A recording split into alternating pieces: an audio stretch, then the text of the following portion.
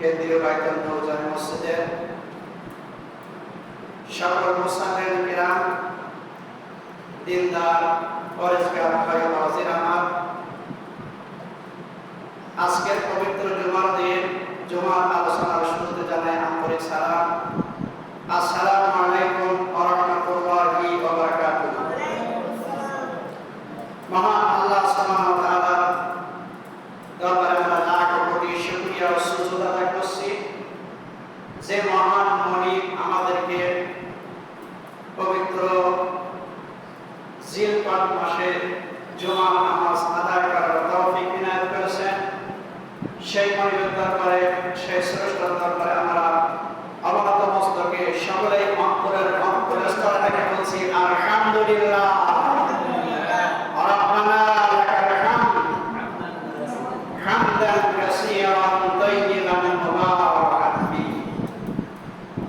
আমরা লাখ কোটি দুরূদ সালাম প্রেরণ করি মানবতার মুক্তির দিশারি, মানবতার মুক্তির সনদ, আখেরি জামানার পয়গম্বর হযরতে আহমদ মুস্তাফা, হযরতে মুহাম্মদ মুস্তাফা, আমরা সকলে বলি সাল্লাল্লাহু আলাইহি ওয়াসাল্লাম। সম্মানিত হাজিরিন, আজকের পবিত্র জুমার দিন, পবিত্র জিলকদ মাসের আজকের 15 জিলকদ। আজকের আলোচনার শিরোনাম হলো হজ্জের পূর্ব প্রস্তুতি। আমরা গত সময়ে কয়েকটা পয়েন্ট নিয়ে আলোচনা করছিলাম, আজ বাকি অংশ আলোচনা করব ইনশাআল্লাহ। তো আমাদের আলোচনার ভেতরে আল্লাহ রাব্বুল আলামিন যেন খায়র বরকত দান করেন, বলেন আমিন। ইখলাসের সাথে আমলের নিয়তে আল্লাহ রাব্বুল আলামিন যেন আমাকে বলার তৌফিক দেন আর আপনাদেরও যেন শোনার তৌফিক দেন, বলেন আমিন। হজ্জে যাওয়ার আগে যে প্রস্তুতিগুলো নিতে হবে, গত জুমায় আমরা আলোচনা করছিলাম, শিরক মুক্ত হতে হবে, ঈমান নবায়ন করতে হবে এবং ধর্মের পরিপূর্ণ অনুশীলন করতে হবে, ধর্মকে পরিপূর্ণভাবে মানতে হবে। তো আজকে আমরা একই বিষয়ের উপর আলোচনা করছি। 4 নম্বর হলো তওবা করতে হবে। হজ্জে যাইতে হলে তার আগে যে প্রস্তুতিগুলো গ্রহণ করতে হবে, তওবা করতে হবে। তওবা করা মুমিনের একটা বিশেষ গুণ, তারা সবসময় সারেন্ডার করে। তওবা করা মানে কি? সারেন্ডার করা, নিজেকে নত করে দেওয়া আল্লাহর উলুহিয়াতের সামনে, আল্লাহর শক্তির সামনে নিজেকে সুবর্ত করে দেওয়া। আল্লাহ আমার, তুমি বাহন আর আমরা তোমার গোলাম। নিজেকে ছোট করে দেওয়া, তওবা করা, বারবার ফিরে আসা। সূরা তওবার ভিতরে আল্লাহ তাআলা 8টা গুণের কথা বলেছে, তার মধ্যে একটা গুণ হলো আত-তাইবুন আল-আবিদুন। মুমিনের গুণাবলীর মধ্যে বিশেষ একটা গুণ, সেটা হলো তওবা। গুনাহ হয়ে গেলে তো কি করে দেয়? সাথে সাথে তওবা করে। সুবহানাল্লাহ। হযরত উমর ফারুক রাদিয়াল্লাহু তাআলা আনহু একবার তিনি প্রশ্ন করলেন, কোরআনে কারীমের ভেতরে সবচেয়ে হতাশাজনক, সবচেয়ে কষ্ট, মানুষের জন্য সবচেয়ে টেনশনযুক্ত একটা কে বলতে পারবেন? হযরত ইবনে মাসউদ রাদিয়াল্লাহু তাআলা আনহু তিনি সাথে সাথে বলে দিলেন, সূরা জিলজাল, ফামান ইয়ামাল মিসকাল যাররাতিন খায়রান ইয়ারা ওয়া মান ইয়ামাল মিসকাল যাররাতিন শাররান ইয়ারা।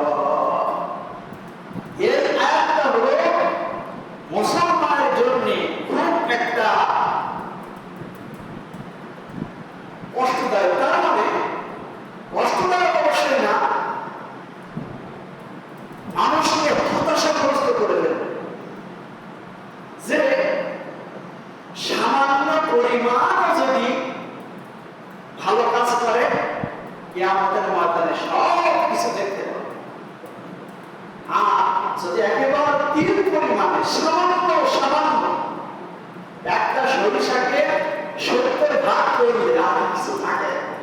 তো এরকম ধরো যদি কেউ খারাপ কাজ করে সেটাও দেখতে পাবে, ভালো কাজ করে সেটাও দেখতে পাবে।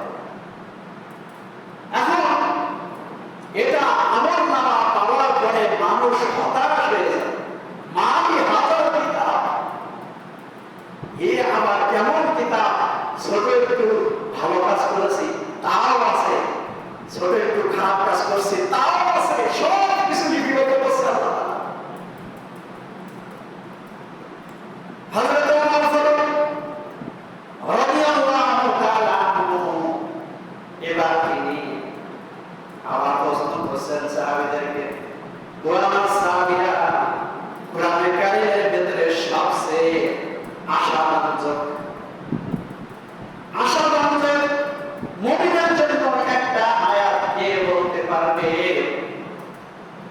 হযরত ইবনে মাসউদ রাদিয়াল্লাহু তাআলা আনহু সাথে সাথে বলে দিলেন, লা তাকনাতু মির রাহমাতিল্লাহ। সুবহানাল্লাহ, লা তাকনাতু মির রাহমাতিল্লাহ, ইন্নাল্লাহা ইয়াগফিরুস যুনুবা জামিআ, ইন্নাহু হুয়াল গফুরুর রাহিম। সুবহানাল্লাহ। হযরত ওমর ফারুক রাদিয়াল্লাহু তাআলা আনহু বলেন, এই আয়াত কে তেলাওয়াত করলো? আমার মনে হয় ইবনে মাসউদ ছাড়া এই আয়াত কেউ তেলাওয়াত করে না। হযরত ইবনে মাসউদ রাদিয়াল্লাহু তাআলা বলেন, ইয়া আমিরুল মুমিনিন, আমি তো এই আয়াত তেলাওয়াত করে দিয়েছি, এটা হলো মুমিন বান্দাদের জন্য আশার আলো। সুবহানাল্লাহ, আশার আলো যে বান্দা তুমি হতাশ হবে না, নিরাশ হবে না, আল্লাহ রাব্বুল আলামিন তোমার তওবা কবুল করে সকল গুনাহগুলো মাফ করে দেবে। বলেন সুবহানাল্লাহ। তাহলে আমরা যদি আল্লাহ রাব্বুল আলামিনের কাছে তওবা করি, ফিরে আসি, আল্লাহ রাব্বুল আলামিন আমাদের সব অতীতের গুনাহ মাফ করে দেবেন। সুবহানাল্লাহ। তাহলে আমাদের কি করতে হবে? তওবা করতে হবে, বেশি বেশি করে আল্লাহর কাছে তওবা করতে হবে। আমরা যদি তওবা করতে পারি, আল্লাহ তাআলা খুশি হয়ে যান। আল্লাহ পাক তওবা করলে এমন খুশি হয়ে যান, দৃষ্টান্ত দিতে যেতে বলা যায়, আপনি কোথায় সফরে গেছেন, এমন সময় আপনার কাছে কোনো মোবাইল নাই, কোনো টাকা পয়সা নাই, কিছুই আপনার কাছে নাই, এমন অবস্থায় আপনি হারিয়ে গেছেন। আপনার অবস্থাটা কি হবে? একটা হতাশার ক্ষেত্রে আপনি অবস্থান করবেন যে আমার কাছে মোবাইল নাই, টাকা পয়সা নাই, আমার সঙ্গী সাথীদের আমি হারিয়ে ফেলছি, এখন আমি বাড়ি যাব কিভাবে? একটা হতাশা আছে কিন্তু সফরে যেয়ে আপনি হারিয়ে গেছেন দরতে। এমন সময় আপনার ভিতরে কি একটা হতাশা কাজ করছে, কিভাবে বাড়ি যাব, কিভাবে কি হবে? এমন সময় যদি আপনি আবারও পেয়ে যান আপনার সাথী সঙ্গীদের যদি আপনি পেয়ে যান, তাহলে একটু আগে যে হতাশা কাজ করছিল, মুহূর্তের মধ্যে সকল হতাশাগুলো কেটে যাবে। বলেন সুবহানাল্লাহ। আল্লাহ রাব্বুল আলামিন বলেন, বান্দা যখন তওবা করে আমার কাছে ফিরে আসে, আমার দিকে যখন ফিরে আসে, তো তখন আমি আল্লাহ রাব্বুল আলামিন এর থেকেও বেশি খুশি হয়ে যায়। বলেন সুবহানাল্লাহ। বান্দা যদি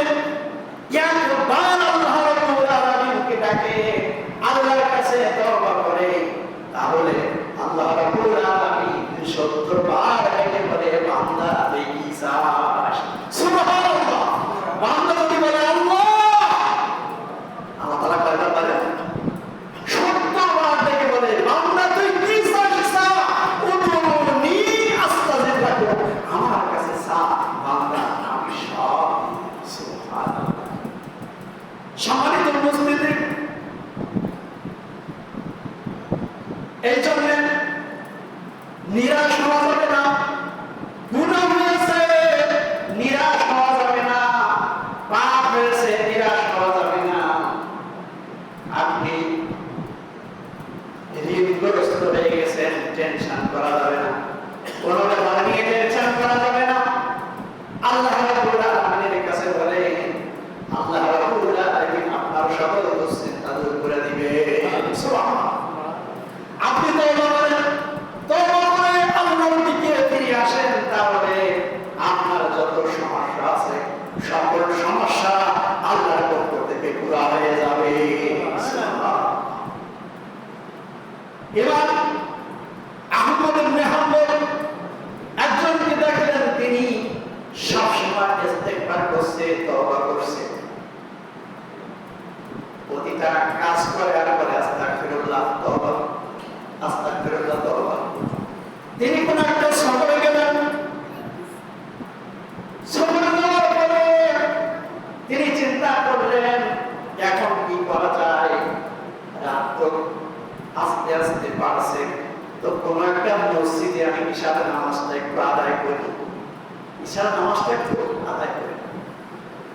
কোন একটা মসজিদে ইমাম আহমদ ইবনে হাম্বল নামাজ আদায় করার পরে মুয়াজ্জিন সাহেবকে, ইমাম সাহেবকে বলছেন, আমি একজন প্রত্যেক মুসাফির মানুষ, তোমাদের এই মসজিদে একটু থাকতে চাই, মেহেরবানি করে রাত্রে একটু থাকার ব্যবস্থা করে দাও। বলছে না, আমাদের এখানে মসজিদে কোনো থাকা যাবে না। ওনাকে তো চেনে না, এখন যখন প্রচার মিডিয়া আছে, ইমাম আহমদ ইবনে হাম্বল বা কোনো মানুষকে চিনতে কিন্তু বাকি থাকে। মসজিদ থেকে বের করে দিল, মুসাফির মানুষ কোথায় যাবে, কি করবে, রাস্তা দিয়ে হাঁটতে হাঁটতে এক পর্যায়ে তার নজরে পড়ে গেল একটা দোকানের দিকে। একজন যুবক, সে রুটি বিক্রি করে এবং তার মনের ভিতরে, তার অন্তরের ভিতরে, মুখের ভিতরে রয়েছে আস্তাগফিরুল্লাহ, আস্তাগফিরুল্লাহ, আস্তাগফিরুল্লাহ। বলেন সুবহানাল্লাহ। দূর থেকে ইমাম আহমদ ইবনে হাম্বল আসছে। ইমাম আহমদ ইবনে হাম্বল তিনি বুঝতে পেরেছে এই যুবকটা সাধারণ কোন যুবক নয়, নিঃসন্দেহে আল্লাহর একজন মাহবুব বান্দা। আস্তে আস্তে নিকটে গেলেন, নিকটে যেয়ে বলছে, ও ভাই, আমি মুসাফির মানুষ, আমি এই রাত গভীর হয়েছে, কোথায় থাকবো, আমার কোনো থাকার জায়গা না, মেহেরবানি করে তুমি যদি তোমার দোকানে একটু আমাকে জায়গা করে দিতে, তাহলে আমি তোমার দোকানে আজকে রাতটা একটু কাটায় দিতাম। দোকানদার যুবক মানুষ রুটি বানাচ্ছে, রুটি যখন আগুন যখন ঠেলে দেয় তখন বলছে আস্তাগফিরুল্লাহ, রুটি যখন বেড়ে তখন বলছে আস্তাগফিরুল্লাহ, রুটি যখন সেকে তখন বলছে আস্তাগফিরুল্লাহ, যখন একটা কাস্টমার আসে বলছে আস্তাগফিরুল্লাহ। সব সময় তিনি তওবা করছেন। এই দৃশ্য ইমাম আহমদ ইবনে হাম্বল দেখছে। এখন ওই যুবক বলছে, হ্যাঁ আমি তোমাকে জায়গা দিতে পারি, তুমি আমার এখানে থাকতে পারো, কোনো সমস্যা নাই। ইমাম আহমদ ইবনে হাম্বল বলল, যাক, রাতটা তো এখানে কাটানো যাবে। এক পর্যায়ে